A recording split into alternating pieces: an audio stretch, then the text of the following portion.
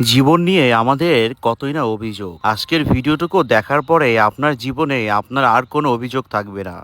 যে জীবনে এসে তার নাতিপুতি নিয়ে খেলার বয়স, আর তিনি সেই বয়সে এসে নাড়ু বানাচ্ছেন। এই নাড়ুগুলো তিনি বাজারে নিয়ে বিক্রি করবেন। নারকেলের নাড়ু টেস্টি হবে বাদাম ভাজা।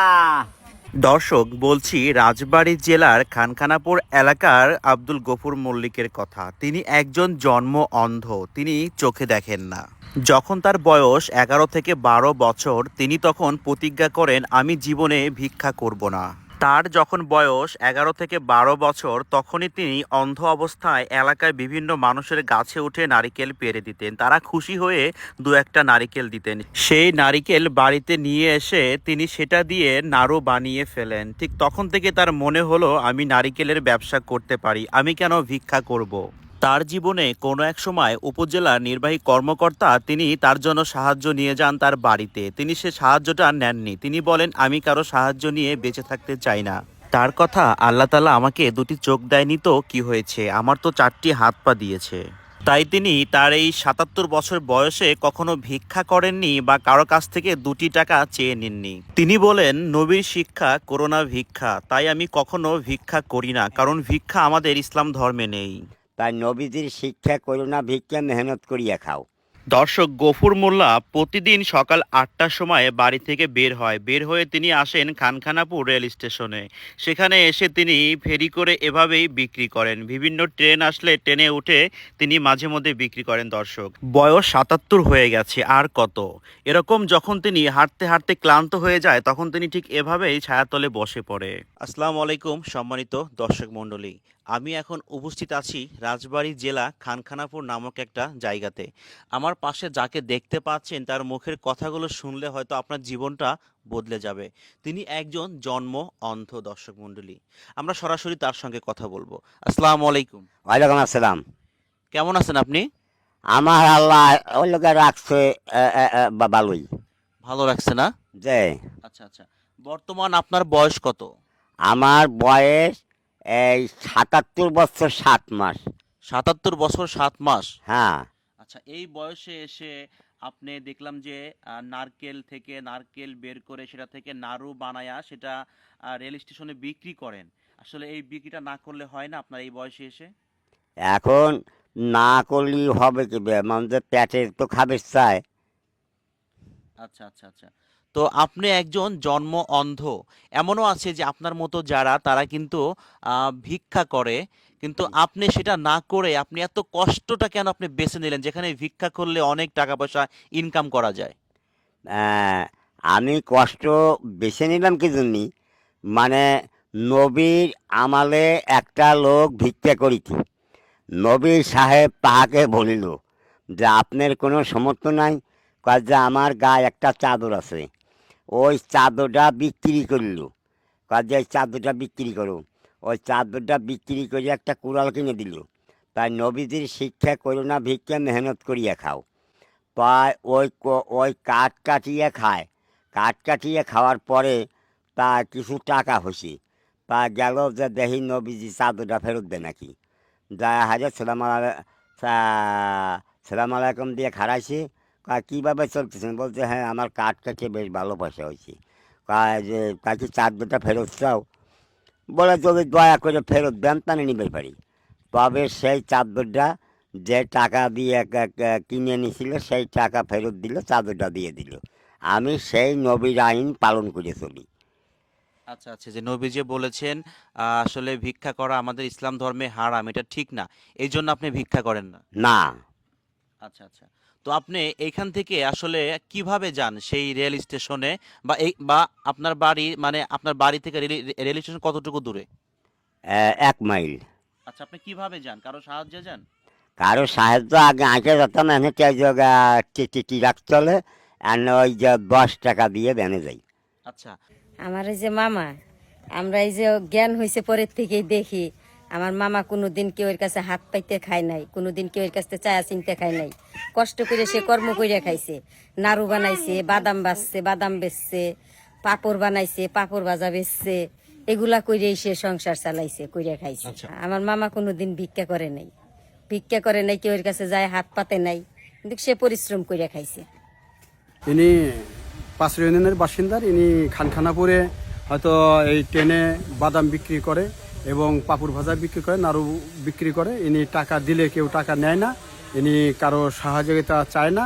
ইনি এই ট্রেনেই আসা যাওয়া করে এবং কি ইনি এই বাদামটা ট্রেনেই বিক্রি করে। মানুষ বেঁচে থাকার জন্য তার জীবনের সাথে লড়াই করে, কষ্ট করে। সেই কষ্টটা কতটা কষ্টকর সেটা যদি এই গফুর মোল্লাকে না দেখেন আপনারা বুঝতে পারবেন না। তার এমন কষ্ট দেখে আমি রীতিমতো অবাক হয়ে গিয়েছি। একটা মানুষ কি করে পারে এতটা কষ্ট করতে? আচ্ছা কাকা, আপনি তো একজন জন্ম অন্ধ, তারপরে আপনার বয়স অনেক হয়ে গেছে। অনেকে তো সন্তানাদি থাকলে তাদেরকে দেখাশোনা করে, আসলে আপনাকে কে দেখাশোনা করবে এই বৃদ্ধ বয়সে? এই বৃদ্ধ বয়সের দেখাশোনা আমার স্ত্রী করবে। আচ্ছা আচ্ছা, সুন্দর কথা। যদি আল্লাহ তারে হাতে বাঁচানো হয়, তা আমি একটু দোয়া করি যে তিনি আমার আগে মরে না। আচ্ছা, আলহামদুলিল্লাহ। দেখছেন মানে স্ত্রীর প্রতি কতটা ভালোবাসা থাকলে এমন কথাটা বলতে পারে। তিনি আসলে কান্না করে দিছে, আপনারা দেখতে পাচ্ছেন তিনি কান্না করে দিছে। মানে এই অন্ধ তিনি, তারপরে তার স্ত্রী তাকে ছেড়ে যায় নাই, তাকে বুকে আগলায় রাখছে, তার স্ত্রী তাকে দেখাশোনা করছে। এটা আসলে স্বামী হিসেবে অনেক বড় একটা পাওয়া তার জন্য। আচ্ছা, আপনি যখন এই নাড়ুগুলো বিক্রি করেন বা বাদাম বিক্রি করেন, তখন আসলে ট্রেনে উঠতে গেলে, নামতে গেলে, বা ট্রেনের যে রেল রাস্তা আছে সেখানে কোনো দুর্ঘটনা ঘটছে কখন আপনার সাথে? হ্যাঁ, গড়ছিল একদিন। যেমন? ওই চলন্ত গাড়ি এটা মানে যে এদিকে নামবো, গাড়ি ছাড়ছে, মানে যে উঠে খাড়া আছে, গাড়ি ছাড়ছে, মানে পড়ে গেছিলাম। ও আচ্ছা আচ্ছা। এমন কি হয়েছে যে আপনি আসলে নাড়ু কত করে বিক্রি করেন? 2 টাকা করে। 2 টাকা মাত্র? হ্যাঁ। মাত্র 2 টাকা বিক্রি করেন? হ্যাঁ। হ্যাঁ হ্যাঁ, বলেন কি? আর এই যে বাদামটা ওইটা? 5 টাকা প্যাকেট। 5 টাকা বিক্রি করেন? হ্যাঁ। আচ্ছা, এমনও হয় না যে হয়তো কেউ আপনার কাছ থেকে 2 টাকা দিয়ে নিল, আপনাকে দেখে মায়া লাগলো, তখন একটু বেশি বাড়ায়া দিল? ওরা দেয়। দেয় না? হ্যাঁ। আচ্ছা আচ্ছা। আমি কইছি দাম হইলো 5 টাকা, হলো 10 টাকা দেন। কয় যে 5 টাকা আপনি খান গে। খুশি হয়ে দেয় আর কি। হ্যাঁ। আচ্ছা আচ্ছা, খুবই সুন্দর এবং কি ভালো কথা। আর আপনি আসলে কত বছর ধরে এই নাড়ু বা এই বাদাম বিক্রি করেন? প্রথমে মানে 5 শিকে দিয়ে 5 প্যাকেট বিড়ি কিনিয়ে আচ্ছা। তারপরে এই বেচা নেই। এই আমার 5 শিকের ব্যবসা থেকে। 5 শিখা? হ্যাঁ। মানে যেটা আমরাও পাই নাই সম্ভবত, আমার যে এই 30 বছর বয়স। এই 5 শিকের ব্যবসা থেকে মনে করেন, তারপরে সিগারেট, চানাচুর, তারপরে বিস্কুট, টোস্ট বিস্কুট, আচ্ছা আনারকুলি বিস্কুট, আচ্ছা। এই মানে এই সমস্ত বেচছি। এখন সব কিছু বাদ দিয়ে এখন হলো বাদাম, নাড়ু, টেস্টি, আবার পাঁপড় বেচছি। এখন পাঁপড় বেচি নিয়ে। আচ্ছা, এই নারিকেলগুলো আপনি কোত্থেকে সংগ্রহ করেন? এগুলো বাজার থেকে কিনেন? বাজার আমার জানা না, গ্রামের থেকে কিনি। আচ্ছা আচ্ছা, আপনি কি কখনো নারিকেল গাছে উঠছেন? হ্যাঁ। উঠছেন না? হ্যাঁ। আচ্ছা, এই মানে আপনি তো দেখতে পান না, তাহলে কিভাবে উঠলেন বা কিভাবে আপনি নারকেল পারলেন? আমি নারকেল গাছে উঠতাম, কিন্তু এখনো পারি। তাই একদিনকে একজনের গাছ থেকে নারকেল হলো পাড়িয়েছি, 10 টাকা দিছি। আচ্ছা আচ্ছা। তাই আমার বাড়ির মানুষ, আমার বিবি, উনি করছে কি, মানে কি সে হলো গ্রাম ব্যাংকে কিস্তি দিবে। তা আচ্ছা। গ্রাম ব্যাংকের ছাড় মানে কয়েছে, কাকি কাকারে চা গাছে উঠতে দেন। বলে তো মানে না, বলে ডাক্তার মানে এই ব্যবস্থা করবেন। আচ্ছা আচ্ছা। উনি এসে বললো কি, যে তুমি যদি নারকেল গাছে ওঠো, তোমার বাপের মাথা খাও। ওই দিন থেকে আমার গাছে ওঠা বন্ধ হয়েছে। আচ্ছা, না ঠিকই আছে, যেহেতু আপনি একজন অন্ধ মানুষ, তো আপনার একটা বিপদ হইতো। আপনার স্ত্রী তো আপনার ভালো চায়, এই জন্য হয়তো আপনাকে উঠতে দেয় নাই। এই যে অনেকে আছেন এই যে ভিক্ষা ভিত্তি করে খায়, বাট আপনি সেটা খান না, আপনি নিজে কষ্ট করে উপার্জন করেন। আসলে প্রতিদিন কত টাকা বিক্রি করেন আপনি, বা আপনি সপ্তাহে কয়দিন এই ব্যবসাটা করেন? মনে করেন কোনোদিন 500 হয়, কোনোদিন 700 হয়, কোনোদিন 200 হয়, কোনোদিন 100 হয়। মানে এটা ঠিক নেই। বিভিন্ন রকমের আর কি। হ্যাঁ। আচ্ছা আচ্ছা।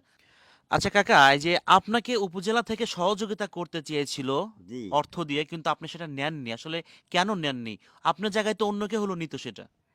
আমি ওইলো এটা নেই, যে শরীর যদ্যবি আছে, কাকা ওই লাগা কই রকম খাই।